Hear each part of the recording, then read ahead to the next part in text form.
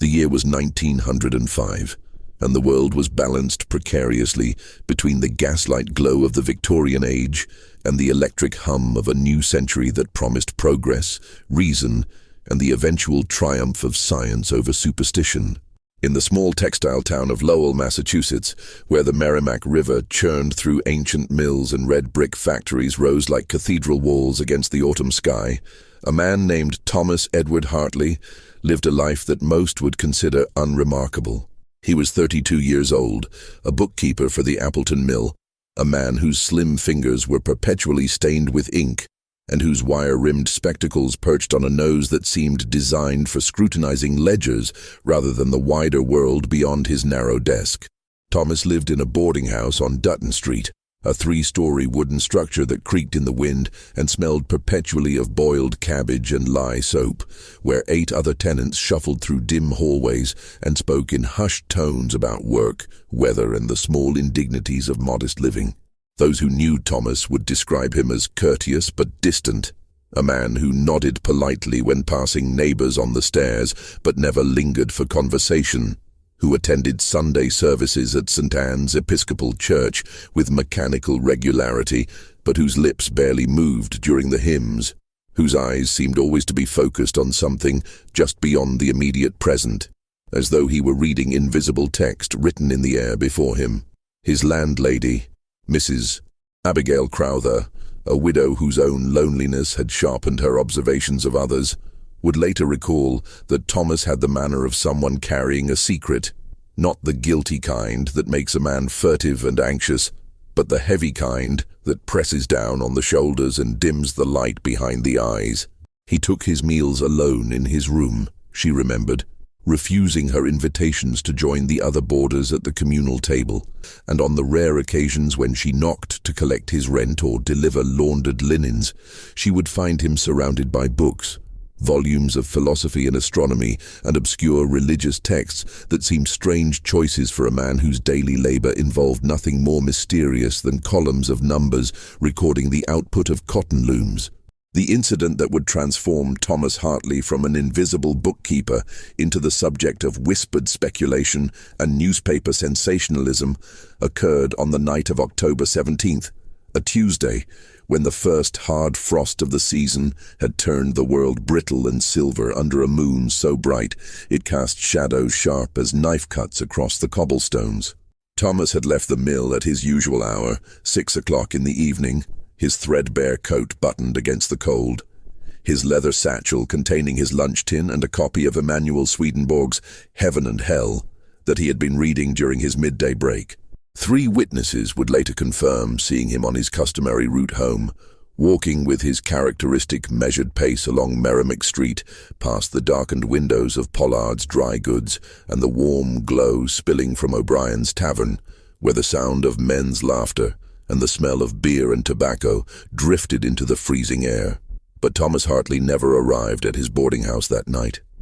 When Mrs. Crowther knocked on his door the following morning to inquire why he had not come down for breakfast, she found his room exactly as it had been the previous day, his bed unslept in, his few possessions undisturbed, as though he had simply vanished between the mill gate and his own front door, swallowed by the frost-bright darkness of an ordinary October evening. The initial response to his disappearance was muted, almost indifferent. In a town where men sometimes fled debts or domestic troubles, or simply the grinding monotony of industrial labor, where the westward pull of opportunity or the downward spiral of drink could make a person abandon their former life without warning, the absence of a solitary bookkeeper seemed hardly worth official concern. Mrs. Crowther reported the matter to the police more out of a sense of proper procedure than genuine alarm, and the desk sergeant who took her statement filled out the paperwork with the resigned expression of a man who had seen dozens of similar cases resolve themselves when the missing party eventually sent word from Boston or New York, or simply turned up sheepish and hungover after a few days' absence. What no one knew, what could not have been known in those first uncertain hours when Thomas Hartley's empty room still held the faint scent of his shaving soap and the air still seemed to wait for his return, was that approximately 12 miles to the northwest, In a dense tract of woodland near the town of Tingsborough, where the forest grew thick enough to hold darkness even at midday, a farmer named Josiah Pemberton was beginning his morning inspection of the fence line that bordered his property. Pemberton was 61 years old, a man whose face had been carved into deep lines by decades of hard weather and harder work, and he approached the world with the practical skepticism of someone who trusted only what his own hands could touch and his own eyes could verify. The woods beyond his northern pasture had always made him uneasy, not from any superstitious dread, but from the simple knowledge that the tangled undergrowth and rocky terrain made poor farming and attracted only deer hunters and the occasional vagabond looking for a hidden place to sleep rough. So when he noticed something pale and irregular among the dark tree trunks, something that didn't belong to the familiar geometry of bark and stone and fallen leaves, his first instinct was irritation rather than curiosity, the assumption that some trespasser had left refuse or abandoned equipment on land where they had no right to be. As Pemberton drew closer, pushing through the frost-stiffened bracken and stepping carefully over roots that twisted like frozen serpents across the forest floor, the pale shape resolved itself into something that stopped him cold, that made his breath catch and his weathered hands begin to tremble. It was a man sitting with his back against the trunk of an enormous oak tree, his legs extended before him and his hands resting palm up on his thighs in an attitude that seemed almost meditative, almost peaceful. But there was nothing peaceful about the wrongness of the scene, the fundamental impossibility that Pemberton's mind struggled to process, even as his eyes registered every detail with terrible clarity. The man was dressed in clothing that seemed strangely formal for someone found deep in the woods. A dark suit with a vest and watch chain, the kind a clerk or accountant might wear to an office, and his face, though turned slightly downward as if in contemplation, was visible enough to show that he was not asleep, and not, despite the stillness of his posture, simply resting. What made Pemberton stumble backward, what made him forget his age and his dignity, and run crashing through the underbrush toward his farmhouse with a speed he had not attempted in 20 years, was the man's eyes. They were open, fixed, and staring at nothing, and around them, spreading across the pale skin of the face and the exposed hands, were patterns that Pemberton's mind could not reconcile with anything natural, formations that looked almost like frost or crystalline growth, but which seemed to pulse with a faint luminescence even in the dim forest light, as though something beneath the skin were trying to push its way to the surface. By the time the Tingsborough constable arrived with Pemberton and two reluctant neighbors who had been pressed into service as witnesses, the sun had climbed high enough to send shafts of light through the canopy, illuminating the scene with pitiless clarity. The man beneath the oak tree had not moved, still sat in that same contemplative posture, and the strange patterns on his skin had faded somewhat in the brighter light, but remained visible as faint traceries that followed no anatomical logic,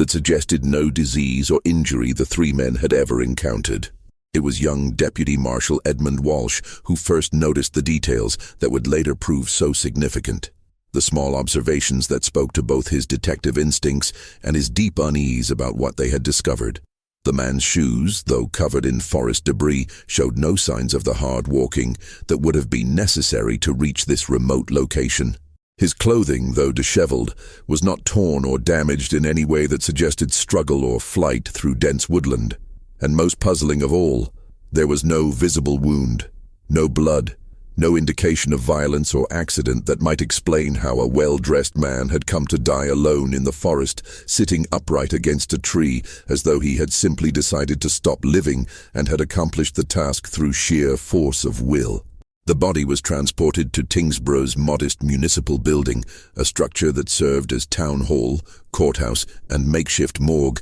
depending on the unfortunate needs of the day. Dr. Cornelius Wickham, the town's only physician, a man of 63 whose medical training had been acquired during the Civil War and whose experience with death was therefore both extensive and brutally practical, conducted his examination in the cold basement room where the deceased had been laid out on a wooden table that still bore faint stains from its previous use as a butcher's block. Wickham worked by lamplight, the flame casting dancing shadows across the pale form before him, and what he discovered in those first hours of careful investigation would trouble him for the remainder of his days. The man's body showed no rigor mortis, which Wickham noted was peculiar given that Pemberton had found him in the pre-dawn hours, and the examination was now taking place well past noon. The skin maintained an unusual pliability, almost warmth, that seemed inconsistent with death, yet there was no breath, no pulse, no flicker of life that Wickham's experienced fingers could detect, no matter how carefully he searched. Those strange luminescent patterns that Pemberton had described were still faintly visible under Wickham's magnifying lens, appearing as delicate traceries beneath the skin that seemed to follow the pathways of nerves rather than blood vessels, spreading from the base of the skull, down the neck and across the shoulders, like the branches of some invisible tree growing inside the body. What disturbed Wickham most profoundly, what made him step back from the examination table and steady himself with a hand against the cold stone wall, was the expression on the dead man's face. It was not the slack emptiness of ordinary death, nor the rictus of pain or fear that marked violent ends. Instead, the features held an expression of what could only be described as profound concentration, as though the man had been engaged in solving some complex mathematical problem or contemplating some philosophical question at the moment of his passing. And that concentration had simply frozen in place, becoming permanent, eternal. The eyes, though fixed and dilated, seemed to retain a quality of awareness that made Wickham deeply uncomfortable, that made him draw the sheet back over the face with hands that shook despite his decades of professional composure. He wrote in his initial report, with the careful hedging of a man who knew that definitive statements about the impossible were dangerous to one's reputation, that the cause of death was undetermined, possibly related to neurological event of unknown origin, which was a medical way of admitting that he had absolutely no idea what had killed this stranger in the woods. Meanwhile, in Lowell, the disappearance of Thomas Hartley had begun to attract more serious attention. Not because anyone particularly cared about the missing bookkeeper, but because his employer, the Appleton Mill's chief accountant, a fastidious man named Harold Dennison, had discovered irregularities in the financial records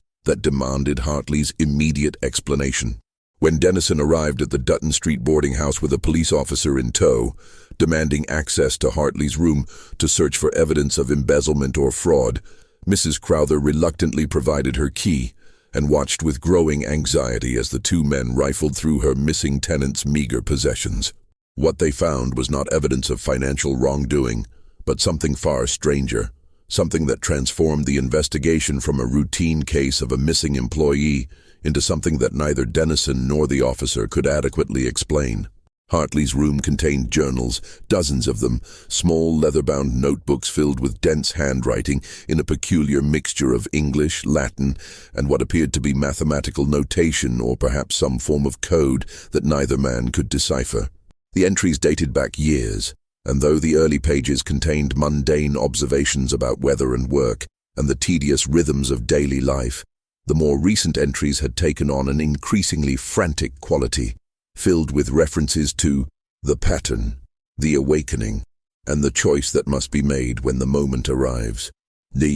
One passage, dated just 3 days before Hartley's disappearance, read in a hand that had abandoned all pretense of neat penmanship for a scrawl that seemed to race across the page as though trying to outrun the thoughts it recorded. I have seen it now with absolute clarity. The mechanism by which consciousness persists beyond the dissolution of form, and I understand why they keep this knowledge hidden, why the revelation must be refused by those who would preserve the ordinary world. The gate stands before me, and I know that to pass through it is to abandon everything that makes me recognizable to those who know only surfaces. But what waits on the other side is truth, pure and terrible and beautiful beyond description. And I find that I no longer care about the cost of admission. The officer, a practical Irishman named Maguire, who had little patience for what he considered philosophical nonsense, wanted to dismiss the journals as the ravings of a man losing his grip on sanity.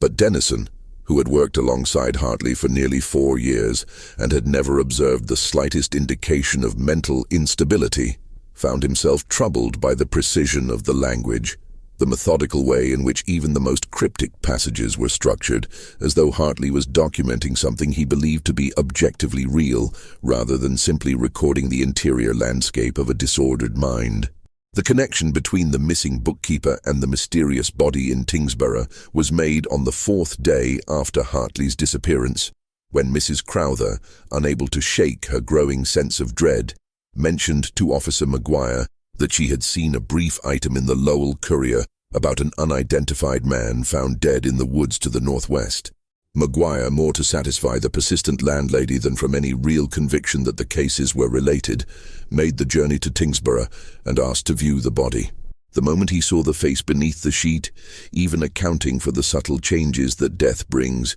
he knew with absolute certainty that this was Thomas Edward Hartley, the missing bookkeeper, the author of those strange journals, the man who had walked away from his ordinary life on a frost-bright October evening and had somehow ended up 12 miles away in a forest where no logical explanation could account for his presence. What Maguire could not explain, what made him stand in that cold basement room with his cap twisted in his hands and a sick feeling growing in his stomach, was the condition of the body. According to Dr. Wickham, the man had been dead for at least 3 days, which would place his death within hours of his disappearance from Lowell. But the body showed none of the deterioration that should have occurred, none of the changes that Maguire had seen in countless other corpses during his years of police work. Instead, Hartley appeared almost preserved, maintained in a state that seemed to exist in some undefined territory between life and death,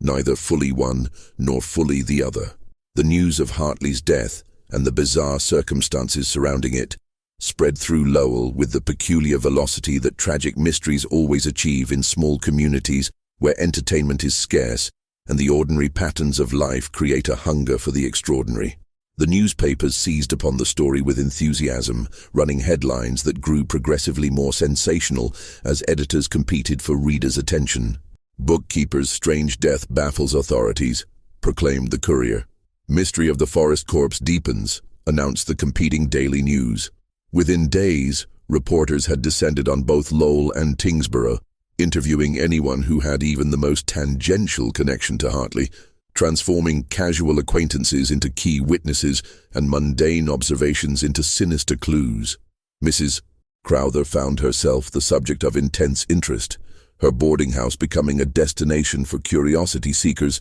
who wanted to see the room where the mysterious bookkeeper had lived. And she discovered, much to her shame, that she was not above profiting from the morbid attention, charging 25 cents for tours that she conducted with a mixture of theatrical solemnity and barely concealed pride at being at the center of such extraordinary events. But amidst all the speculation and sensationalism, amidst the theories about murder and suicide and occult practices that were whispered in taverns and printed in increasingly lurid articles, one fact remained stubbornly resistant to explanation. Thomas Hartley's body, which should have been prepared for burial, which should have been claimed by whatever distant relatives could be located or consigned to a pauper's grave if none came forward, refused to decay. Dr. Wickham, who continued to monitor the remains with a mixture of scientific fascination and growing horror, documented the phenomenon with meticulous care.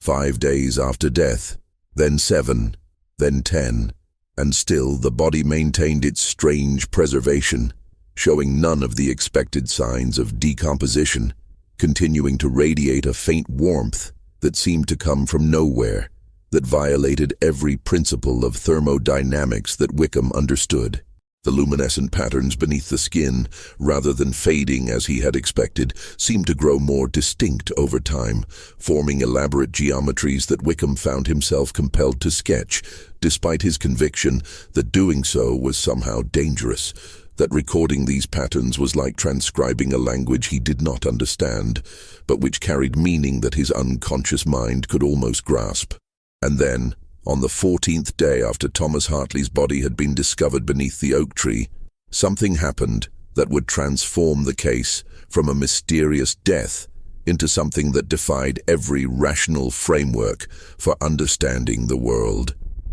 It was just after midnight, that dead hour when even the most skeptical minds become susceptible to suggestion, and the darkness itself seems to press against windows like something alive and curious. Dr. Wickham had fallen asleep in his study, exhausted from another day of fruitless examination and frustrated documentation, when a pounding on his front door jolted him awake with a violence that sent his medical journals sliding to the floor.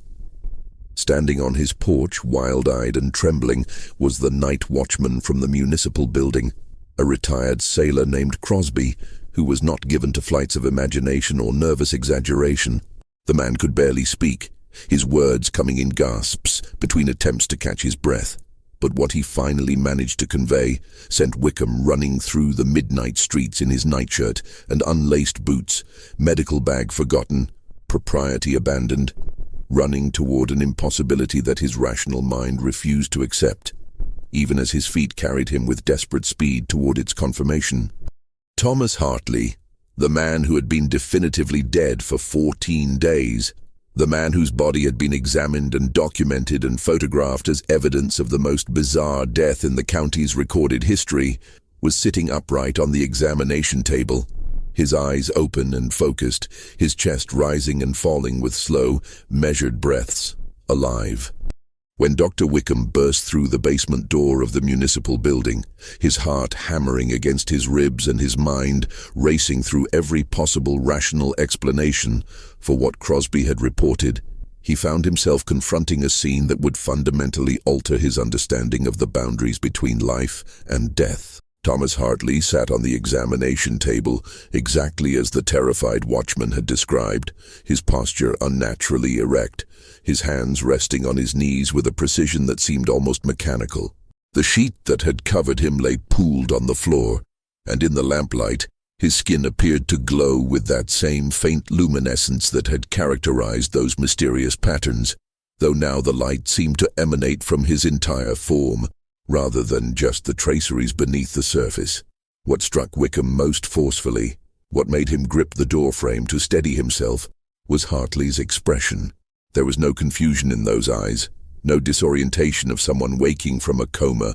or returning from the edge of death. Instead, Hartley's gaze held a quality of absolute awareness, of profound comprehension, as though he had not been unconscious at all, but rather engaged in some other form of existence that had simply concluded, allowing him to return to the physical world with the calm deliberation of a traveler stepping off a train at his intended destination. Wickham approached slowly, his medical training warring with a primal instinct that warned him he was in the presence of something fundamentally wrong, something that violated natural law in ways his physician's oath had never prepared him to confront.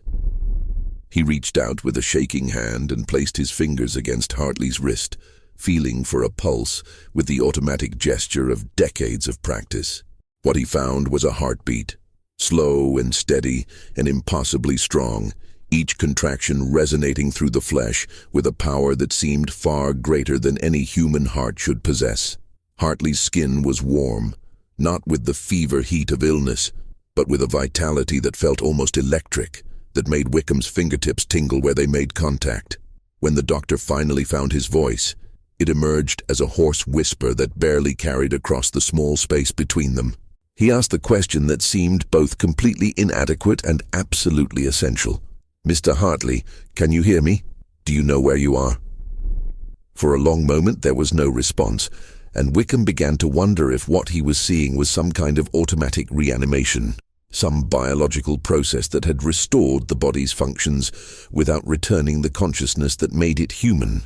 But then Hartley's eyes shifted, focusing on Wickham's face with an intensity that made the doctor want to look away. And when he spoke, his voice was his own but somehow changed, deeper and resonant with harmonics that seemed to vibrate in the bones rather than the ears. "I know precisely where I am, Dr. Wickham," Hartley said. And there was something in the way he pronounced the physician's name that suggested he knew far more about him than a casual acquaintance should, that he could see past the surface of title and profession into the private doubts and fears that Wickham kept hidden even from himself. I am in the basement of the Tingsborough Municipal Building, in a room that serves as morgue and storage and the repository for things the town wishes to forget. I have been here for 14 days, though time has different meanings in different states of being, and what you perceived as death was merely transition, a necessary passage through darkness to reach what lies beyond. Wickham felt his legs weaken, felt the cold sweat of shock breaking out across his back, but his professional instincts refused to surrender entirely to panic. He pulled up a wooden stool and sat heavily, keeping his eyes on Hartley while his mind worked to process what he was witnessing. He asked about pain, about sensation, about the last thing Hartley remembered before his disappearance, employing the familiar rituals of medical examination as a shield against the enormity of what was occurring. Hartley answered each question with patient precision, describing how he had left the mill that October evening with full awareness that he would not be returning, that he had walked deliberately toward the forest, guided by knowledge that had come to him through means he could not adequately explain using ordinary language. "There are truths," Hartley said, his voice taking on a quality that was almost pedagogical, as though he were a teacher addressing a particularly slow student,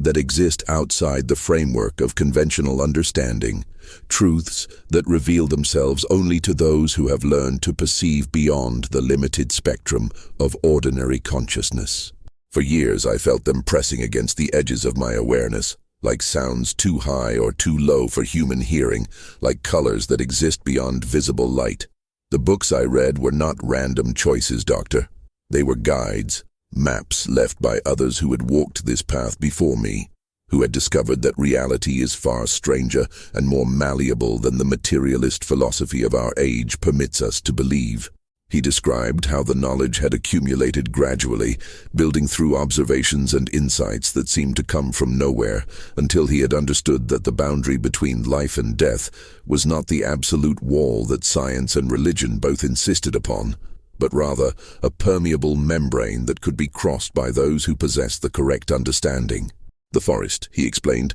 was not chosen at random, but represented a place where the boundary was particularly thin, where the energies of earth and sky created conditions favorable for the kind of transition he had sought. Word of Hartley's impossible resurrection spread even faster than news of his death had traveled, and within hours the municipal building was surrounded by crowds that ranged from the genuinely curious to the frankly hysterical. Reverend Samuel Holbrook, pastor of the First Congregational Church in Tingsborough, arrived demanding to see this miracle or fraud or demonic manifestation, his theological certainty requiring that it be classified as one of the three, but unwilling to decide which until he had witnessed it himself. He was followed by Dr. Marcus Ashford from Boston, a neurologist of some reputation who had read the newspaper accounts and traveled immediately to investigate what he was convinced must be either a hoax or a case of catalepsy so profound that it had been mistaken for death.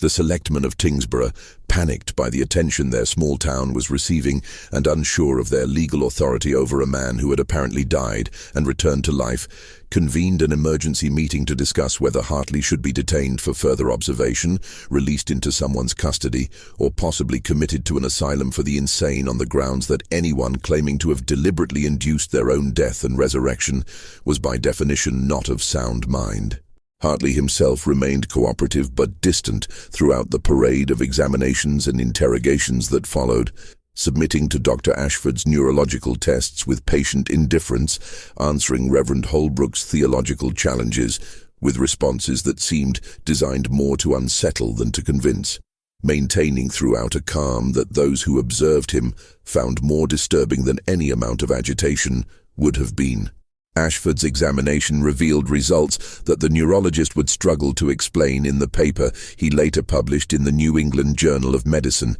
a paper that would damage his reputation among colleagues who considered its conclusions too fantastic to be credible. Hartley's reflexes were not merely normal, but seemed enhanced beyond usual human parameters, his pupils responding to light with a precision that Ashford's instruments could barely measure, his ability to detect subtle stimuli suggesting that his sensory apparatus had somehow been refined or augmented during his period of apparent death. Most puzzling were the results of the new electrical tests that Ashford conducted. Measurements of the nervous system's activity that showed patterns unlike anything in his considerable experience, rhythms and frequencies that seemed to exist outside the normal range of human neurological function. But it was during the interview with Reverend Holbrook that Hartley revealed information that would prove most troubling to those trying to understand what had happened to him. The pastor, armed with his well-thumbed Bible and a certainty that whatever Hartley had experienced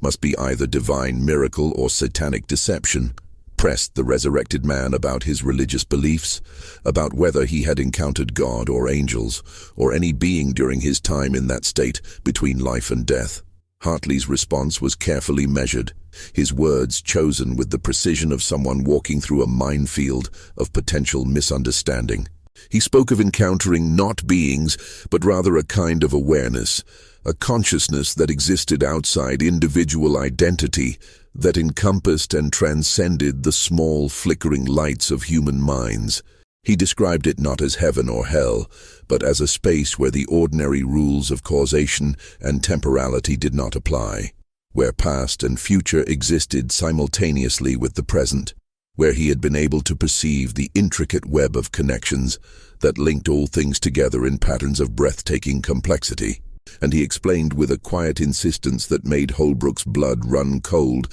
that what he had discovered was not intended for everyone, that the knowledge he had gained came with a terrible burden of responsibility, and that those who forced their way into that awareness without proper preparation risked consequences far worse than simple death. "The truth," Hartley said, looking directly into Holbrook's eyes with a gaze that seemed to pierce through to the pastor's secret doubts and unacknowledged fears, "is that your theology is simultaneously too small and too large. Too small because it imagines God as a being separate from creation, when divinity is actually woven into the fabric of existence itself. Too large because it grants importance to individual human souls that the universe does not actually recognize. We are patterns, Reverend Holbrook, temporary configurations of matter and energy that achieve brief self-awareness before dissolving back into the greater whole. But those patterns can be preserved,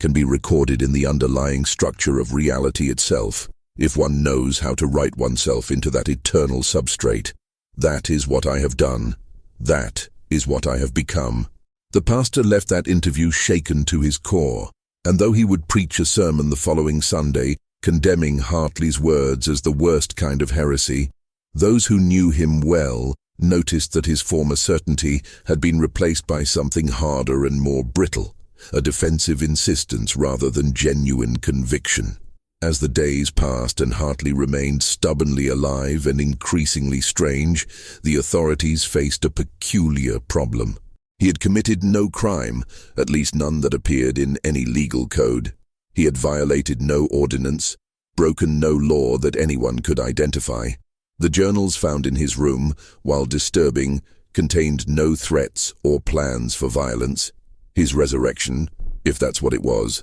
might be blasphemous or impossible or terrifying, but it was not illegal. Yet the selectmen of Tingsborough, urged on by prominent citizens who found Hartley's presence in their town deeply unsettling, desperately wanted him gone, wanted him to become someone else's problem, or preferably to disappear entirely back into whatever darkness had temporarily claimed him. It was decided, through a series of careful conversations that avoided explicit acknowledgement of what was being arranged, that Hartley would be strongly encouraged to leave the area, that he would be given a small sum of money, and the implicit understanding that his continued presence would result in increasingly creative interpretations of vagrancy laws and public disturbance statutes.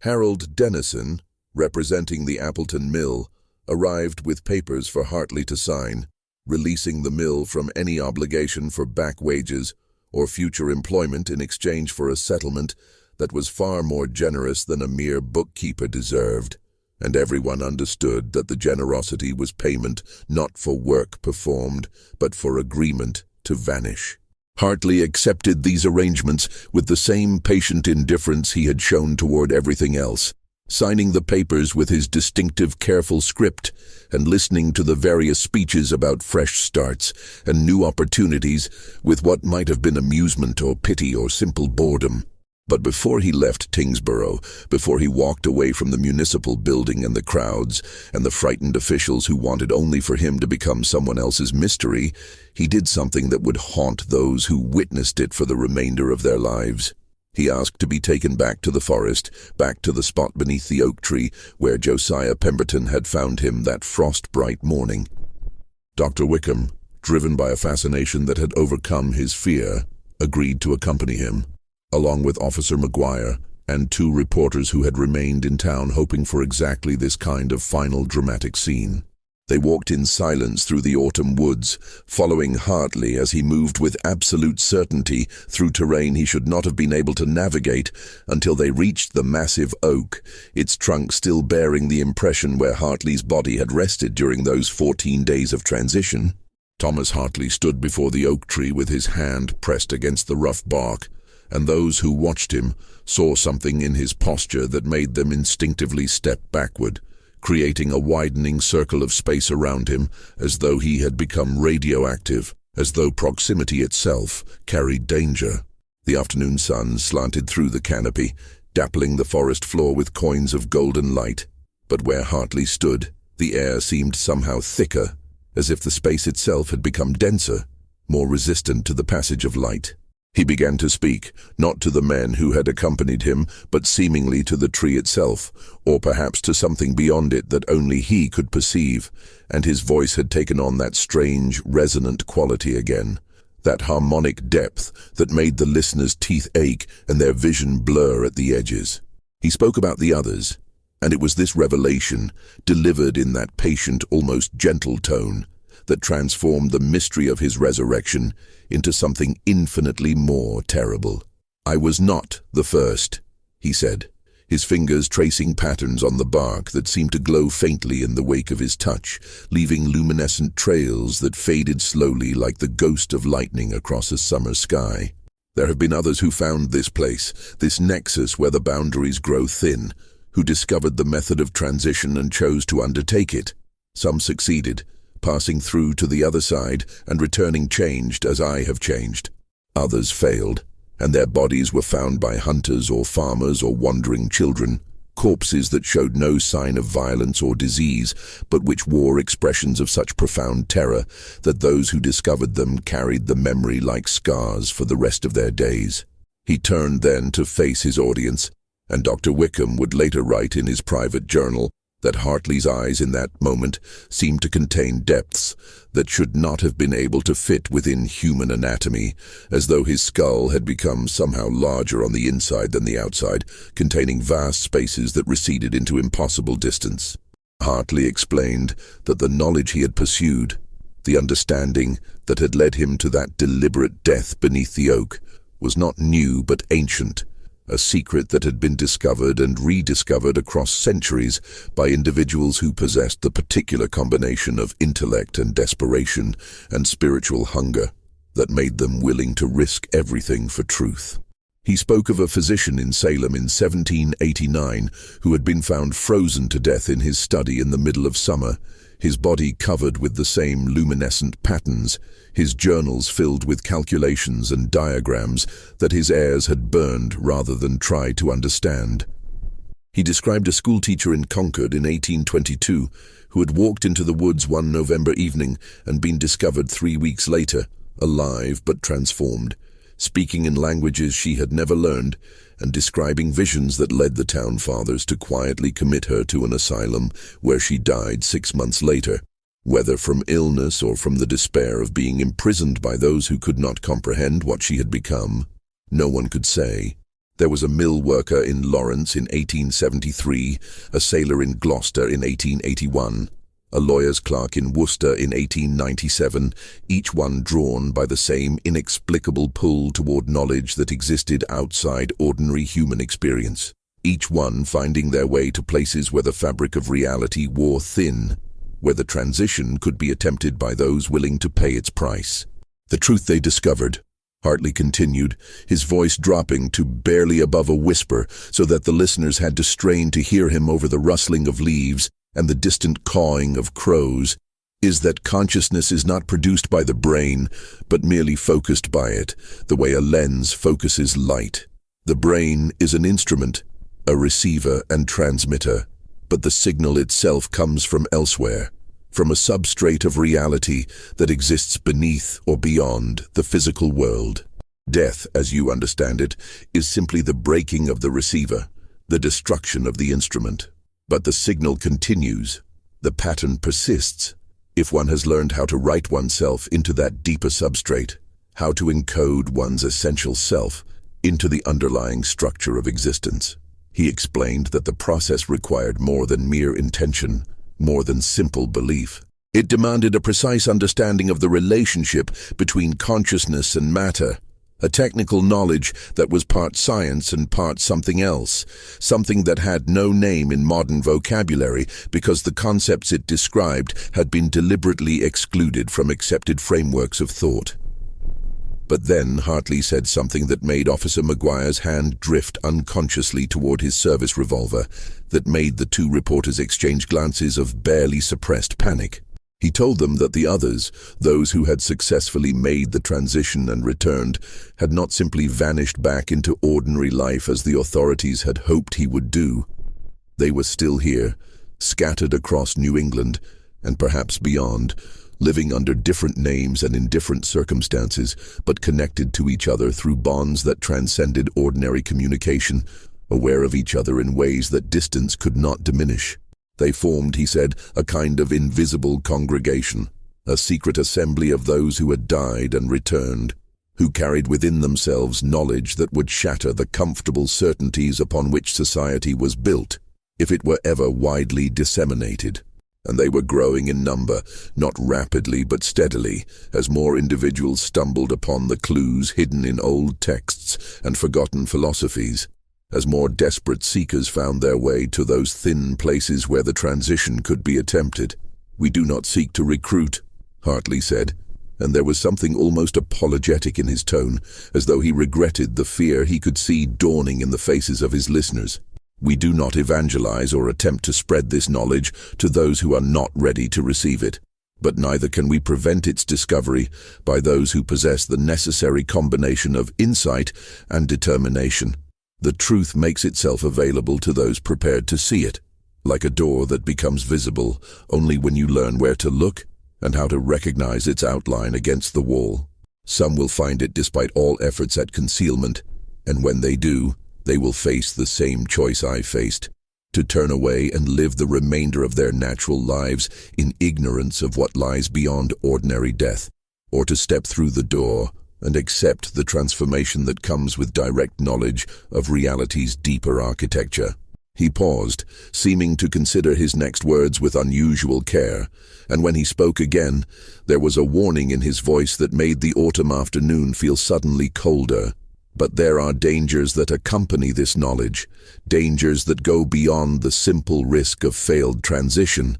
There are those who have attempted the process without adequate preparation, who have forced their way through the door before they were ready,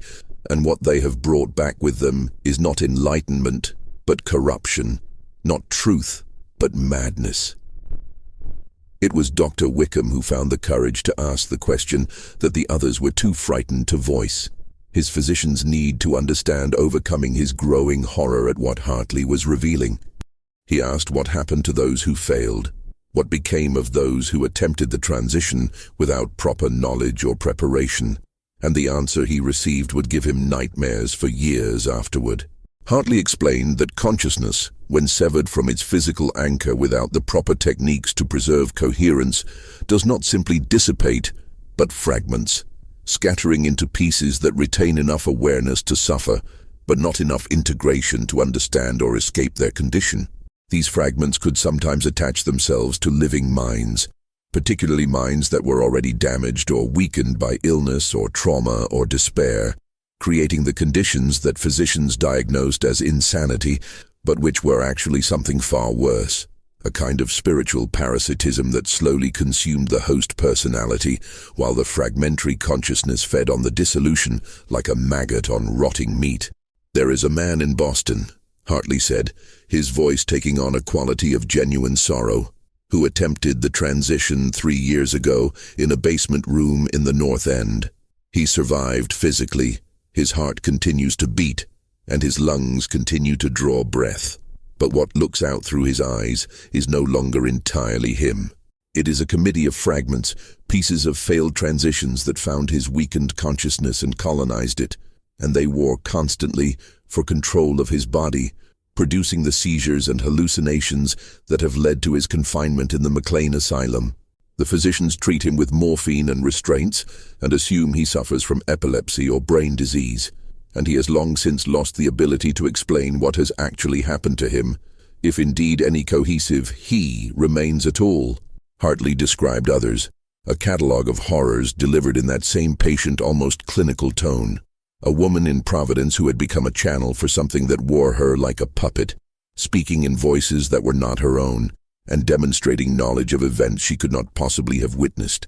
A young man in Hartford who had returned from his transition attempt with a hunger that could not be satisfied by food or water or any physical substance, a craving for something he could not name that drove him to increasingly desperate and violent acts until he had to be permanently institutionalized. The two reporters who had come hoping for a sensational story they could sell to their editors for bonus pay found themselves wishing desperately that they had never heard these revelations, that they could somehow unhear what Hartley had told them. One of them, a young man named Frederick Carver, who worked for the Boston Globe, would indeed write a story about this final interview, but it would be rejected by his editor as too disturbing, too unbelievable, too dangerous to print even in an age that celebrated sensational journalism.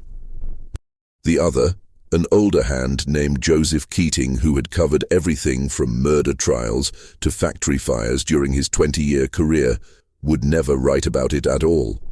would in fact leave journalism entirely within a month and take a position as a clerk in a hardware store, telling his wife only that he had seen something that made him understand. The newspaper business attracted too much attention to matters better left unexamined. Officer Maguire, practical Irishman though he was, found his faith in a rational, comprehensible universe severely shaken, and though he would continue his police work for another 15 years, his colleagues would notice a change in him, a tendency to avoid certain kinds of cases, a reluctance to investigate deaths that showed no obvious cause. But the darkest revelation was still to come, the final piece of information that Hartley delivered with a gentleness that somehow made it more terrible than if he had shouted it in fury or whispered it in malice. He told them that the process of transition, once successfully completed, was not permanent. The connection between consciousness and the deeper substrate that he had achieved, the encoding of his essential self into reality's underlying structure, required maintenance, required periodic renewal through a process he described only vaguely, but which clearly involved returning to places like this forest, like this oak tree, places where the boundaries remained thin. Without this renewal, the connection would gradually weaken, the pattern would begin to degrade, and what had been achieved through such careful effort would slowly unravel. And when that happened, when the pattern finally collapsed entirely, what resulted was not simply death, but something he called unmaking, a dissolution so complete that not even fragments remained, a vanishing from existence so absolute that it was as though the person had never been born, their impact on the world erased retroactively, the memories others held of them fading like morning mist under the assault of impossible forgetfulness. "That is the price," Hartley said,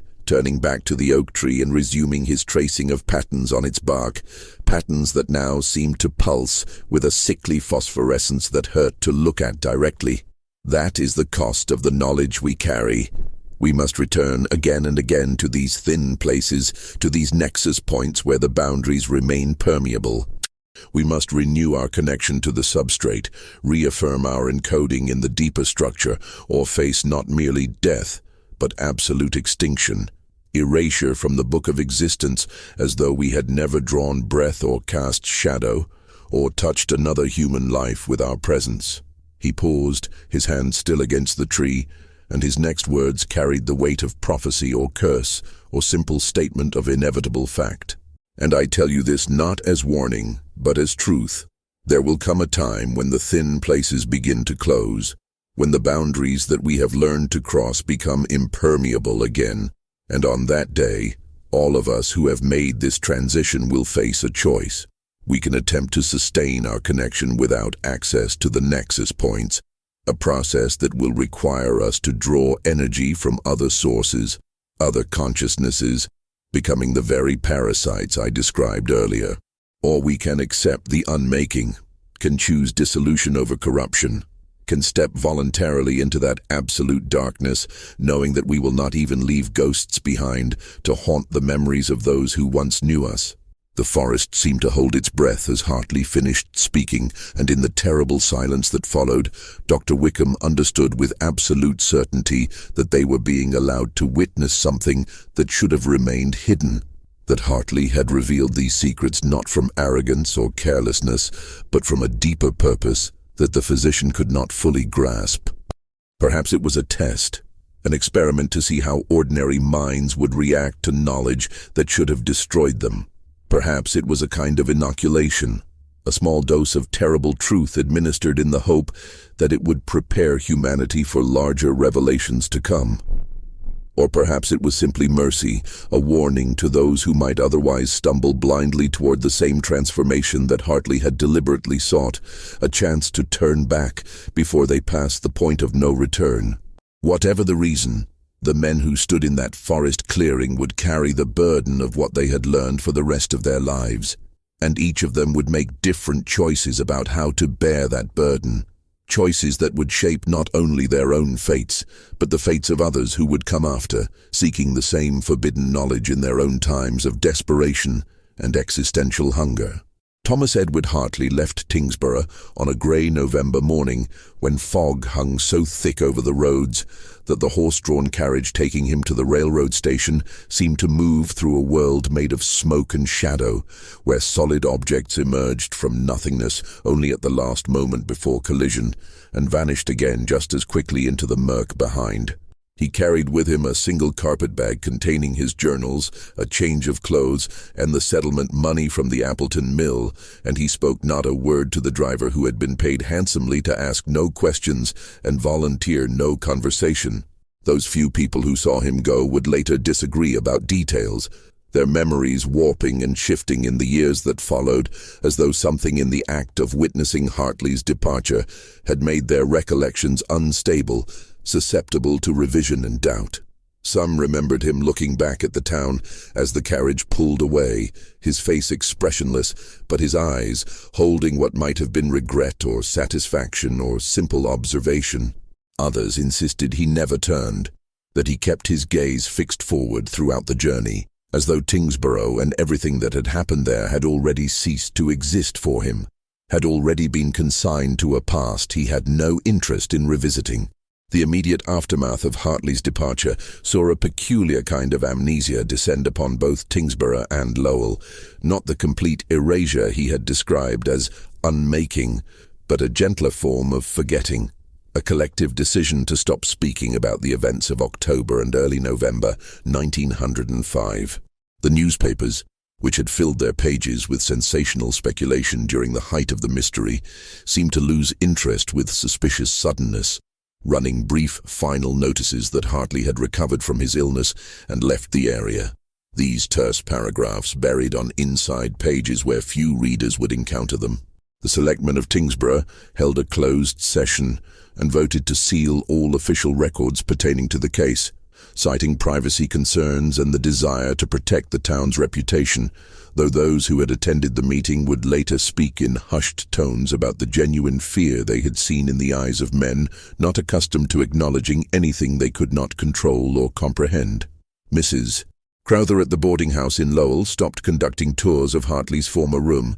and when curious visitors still occasionally appeared asking to see where the mysterious bookkeeper had lived, she claimed not to know what they were talking about, insisting with increasingly strident conviction that she had never rented to anyone by that name. Dr. Wickham struggled more than most with the weight of what he had witnessed and what he had been told in that forest clearing. He was a man of science, trained to observe and measure and draw conclusions based on empirical evidence, yet everything he had experienced during those strange weeks violated the foundational principles upon which his profession was built. The human body he had examined, that impossibly preserved corpse that had defied every law of biology and thermodynamics, had been real, documented with measurements and photographs and chemical tests that still sat in his files, mute testimony to events that should not have occurred. The resurrection he had witnessed, the return to life of a man 14 days dead,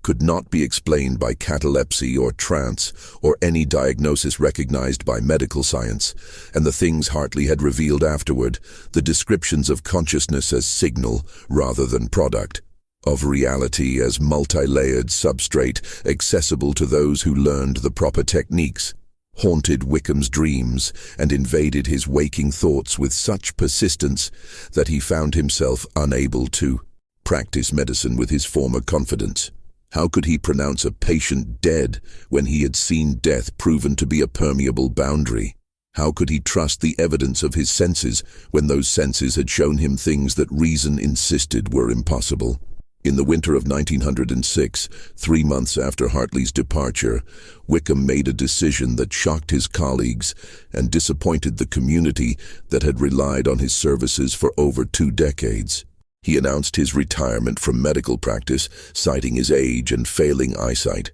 though those who knew him well recognized these as convenient fictions masking deeper reasons he could not articulate publicly. He sold his practice to a young physician fresh from medical school in Boston, a confident man who listened politely to Wickham's case notes and advice, but clearly considered the older doctor's hesitations and caveats to be products of outdated thinking and professional exhaustion. Wickham spent his remaining years he would live until 1913 in quiet study, assembling a private library of the same kinds of esoteric texts that Hartley had collected, pursuing the same questions about consciousness and death and the nature of reality that had led the bookkeeper to his transformative experience. But if Wickham ever achieved any insights or reached any conclusions from his research, he left no record of them, and when he died of heart failure on a February morning, those who sorted through his effects found only the conventional possessions of a retired physician,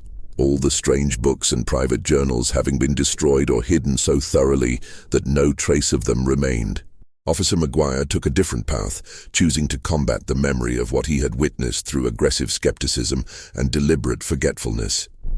He threw himself into his police work with renewed vigor, volunteering for the most straightforward cases, the domestic disputes and petty thefts and drunken brawls where cause and effect were blessedly simple, and the world operated according to rules that made sense. When fellow officers sometimes asked him about the Hartley case, usually late at night in the station house when the whiskey had been passed around and men's tongues grew loose, Maguire would insist it had all been a hoax, an elaborate fraud perpetrated by a clever con man who had fooled the town's doctor and taken advantage of their superstitious credulity. The vehemence with which he maintained this position, the almost desperate intensity of his denials, suggested to perceptive listeners that he was trying to convince himself, as much as his audience, that he was building a wall of rational explanation against memories that threatened to undermine his understanding of reality. He died in 1928, struck by an automobile while directing traffic,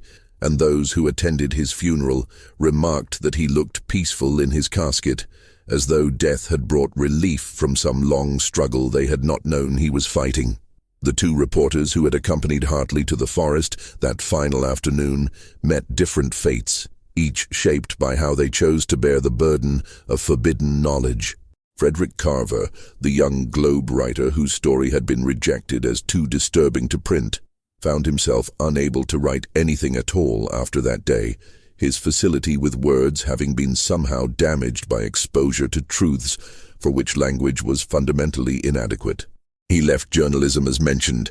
but his new career as a hardware clerk brought him no peace, and his wife would later tell their children that their father had been troubled by nightmares throughout the remaining years of his life, waking sometimes in the small hours with his sheets soaked in sweat and his eyes wide with terror he could never explain. He died young, at 43, of what the death certificate listed as stroke, but what those close to him suspected was something closer to despair, a gradual loss of the will to continue living in a world that no longer made sense to him.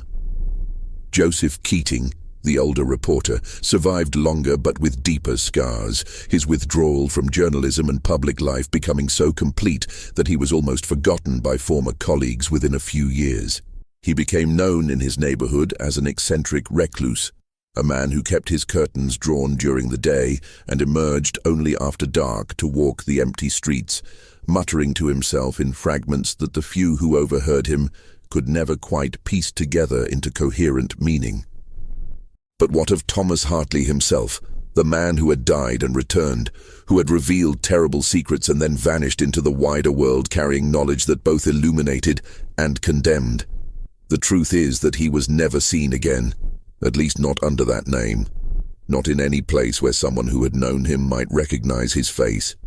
There were rumors, of course, stories that circulated among certain circles, whispered reports that traveled through networks of people interested in esoteric knowledge and metaphysical experimentation. A philosophy professor in Providence was said to lecture sometimes about theories of consciousness that bore suspicious similarity to the things Hartley had described, though he claimed they were his own insights derived from study of Eastern mysticism and Western Hermetic traditions. A private sanatorium in the Berkshires was rumored to employ a consultant who worked with the most difficult patients, those whose conditions resisted conventional treatment, and who achieved remarkable results through methods he refused to document or explain. A small publishing house in New York that specialized in limited editions of obscure philosophical and occult texts was said to be run by a reclusive man who never met directly with authors or customers, but whose selections showed an uncanny ability to identify manuscripts that contained genuine insights rather than the charlatanism that characterized most such works. Whether any of these figures were actually Thomas Hartley, transformed and living under assumed identity, or whether they were simply others who had found the same path he had walked, the same thin places where transition could be attempted, remains unknown and perhaps unknowable. What is certain is that the knowledge he described, the technique of encoding consciousness into reality's deeper substrate, did not die with his departure from Tingsboro. The carefully hidden clues he spoke of, the breadcrumbs scattered through ancient texts and obscure philosophies, continued to be discovered by desperate seekers in every generation, individuals who found in his reported experiences confirmation of possibilities they had sensed but not dared to believe. Some of them would succeed in their own transitions, joining that invisible congregation of the resurrected that Hartley had described. Others would fail, their bodies found in circumstances that baffled investigators and their consciousnesses fragmenting into the parasitic remnants that preyed upon the damaged minds of the living. And still others would come close to understanding, close to achieving the knowledge necessary for transition, only to turn back at the last moment, choosing ignorance and ordinary death over the burden of terrible enlightenment. The question that haunted those few who knew the full story, the question that Dr. Wickham had written in his private journals before destroying them, and that Officer Maguire had asked himself during sleepless nights when memory overwhelmed denial, was whether Thomas Hartley had been right to share what he had learned, or whether some knowledge is too dangerous for human minds to safely hold. The argument in favor of secrecy was obvious and compelling. If the technique of transition became widely known, if desperate or curious or simply reckless individuals began attempting it without proper preparation, the results could be catastrophic. A plague of failed transitions creating an epidemic of fragmentary consciousnesses that would feed on the living and spread madness like contagion. But the argument against secrecy had its own terrible logic. The recognition that knowledge of this magnitude would inevitably be rediscovered again and again, and that perhaps the only hope of preventing widespread catastrophe was to ensure that those who found it did so with adequate warning about its dangers, with understanding of what failure would mean, not just for themselves, but for everyone whose minds they might subsequently infect with their shattered remnants. Hartley himself had chosen a middle path, revealing the truth to a small group under circumstances that ensured their testimony would be doubted, their accounts dismissed as products of shared hysteria or deliberate fraud. He had created what might be called a myth, a story that was simultaneously true and unbelievable, that would circulate in whispered form among those predisposed to accept such possibilities while remaining safely incredible to the rational majority who governed society's consensus reality. It was a strategy that required a kind of perverse brilliance, an understanding that truth could be most effectively hidden by stating it plainly in contexts where it would inevitably be rejected, that the best concealment was often not silence but strategic revelation calculated to produce skepticism. And if the goal was to create a filter, a selection mechanism that would allow only the most determined and perceptive seekers to recognize genuine information among the noise of fraud and fantasy, then perhaps Hartley's choice to speak openly about what should have remained secret was not irresponsible disclosure but rather the opposite, a sophisticated method of ensuring that his knowledge would be preserved for those capable of using it wisely while remaining inaccessible to those who lacked the discrimination to separate truth from delusion. The years passed, and the world moved forward into a new century that brought automobiles and airplanes, and eventually the terrible mechanized slaughter of the Great War, technologies and tragedies that pushed the small mystery of Thomas Hartley's death and resurrection further into the forgotten corners of history. The few official records that had not been sealed or destroyed were eventually lost in fires or floods or simple bureaucratic indifference, the fragile paper on which extraordinary events had been documented crumbling to dust, while the events themselves faded from living memory into legend and from legend into obscurity. The people who had known Hartley or investigated his case died one by one, taking their memories and uncertainties to graves that would themselves eventually disappear, the gravestones weathering to illegibility and the plots being reused for new burials as cemeteries ran out of space and the dead of one generation made room for the dead of the next. By the time of the Second World War, when the world faced threats that made the metaphysical mysteries of 1905 seem quaint and distant, there was no one left alive who remembered Thomas Hartley as a real person rather than a ghost story. And even the ghost story had mutated through countless retellings until it bore little resemblance to the actual events. But the thin places remained, the nexus points where the boundaries between ordinary reality and whatever lay beyond grew permeable enough for those with knowledge to cross, and in every generation there were individuals who found them, who stood in certain forests or caves or ancient structures and felt the pull of something that promised answers to questions they had not known how to ask. Some of these seekers turned away, frightened or wise enough to recognize that some thresholds are better left uncrossed. Others paused at the edge, gathering courage or conviction or simply the technical understanding necessary to attempt transition safely. And a few stepped through, dying to their old selves and returning transformed, carrying knowledge that isolated them from ordinary humanity, even as it connected them to something vaster and stranger and infinitely more complex than the simple categories of life and death that governed conventional understanding. They lived among us then and live among us still. The resurrected ones, the twice-born, the walkers between worlds who have encoded themselves into reality's deeper structure and who carry within them the burden of truths that would shatter the comfortable illusions by which most humans navigate their brief journeys from birth to grave. The philosophical legacy of Thomas Hartley,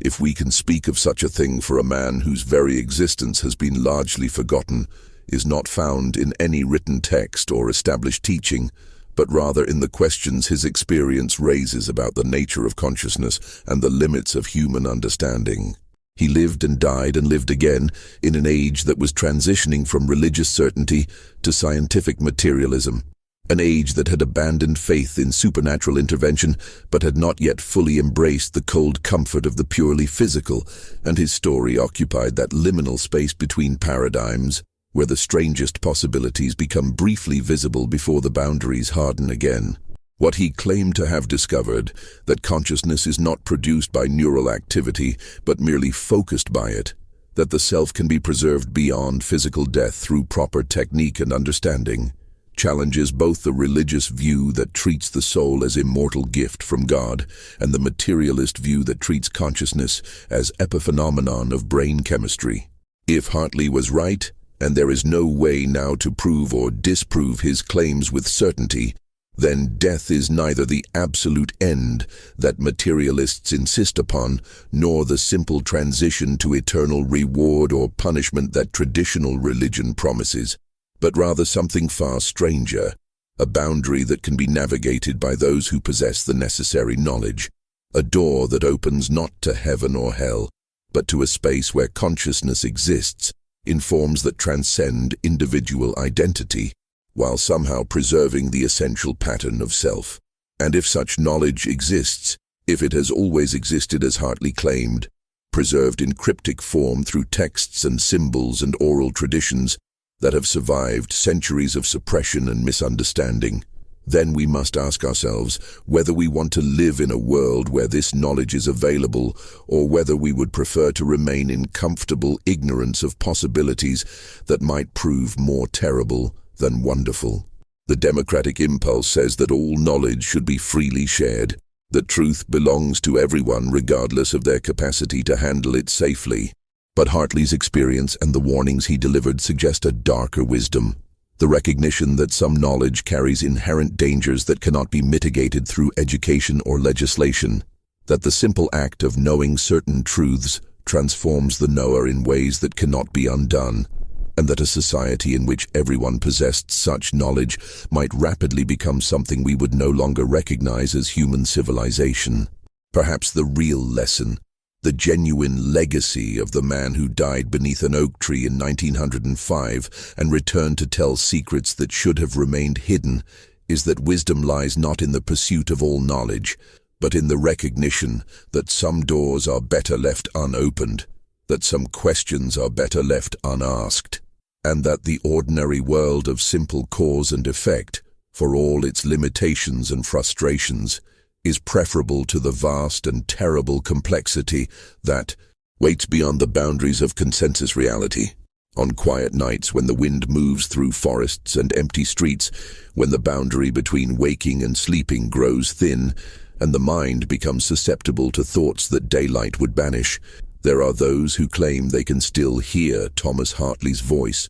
not literally, but as a kind of pressure in consciousness, a presence that whispers of the choice he made, and the price he paid, and the knowledge he carries, still in whatever form he now exists. They say he walks the thin places, maintaining the connection he achieved through that deliberate death and resurrection, renewing his encoding in reality's deeper substrate so that dissolution and unmaking can be held at bay for another season. They say he watches those who come seeking the same transformation he underwent, observing from some remove whether they possess the qualities necessary for successful transition, or whether they will join the ranks of the failed, the fragmented, the parasitic remnants that feed on living minds. And they say that sometimes, to those rare individuals who demonstrate both the capacity for transition and the wisdom to question whether it should be attempted,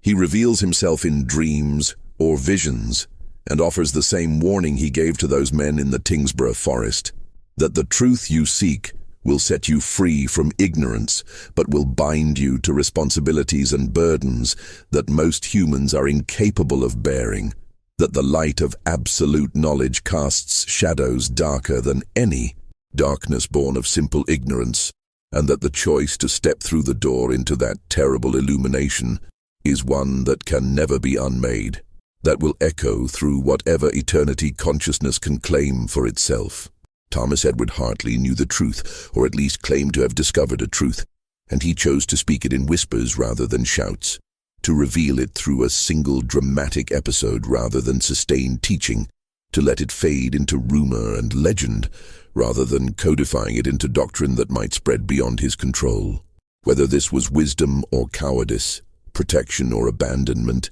depends perhaps on whether you believe that some knowledge genuinely should be restricted to those who seek it actively rather than passively received by those unprepared for its implications. What cannot be disputed is that he lived, however briefly, as proof that the boundaries we assume to be absolute are more permeable than our philosophies acknowledge, that death is stranger than either our fears or our hopes imagine, and that the universe contains depths and complexities that make our certainties look like children's drawings, crude approximations of realities too vast and intricate for our limited perception to fully grasp. And in the end, perhaps that is legacy enough for any person to have demonstrated through the evidence of their own transformation that the world is wilder and more mysterious than the tame categories into which we try to force it, and to have done so in a way that allows each person who encounters their story to decide for themselves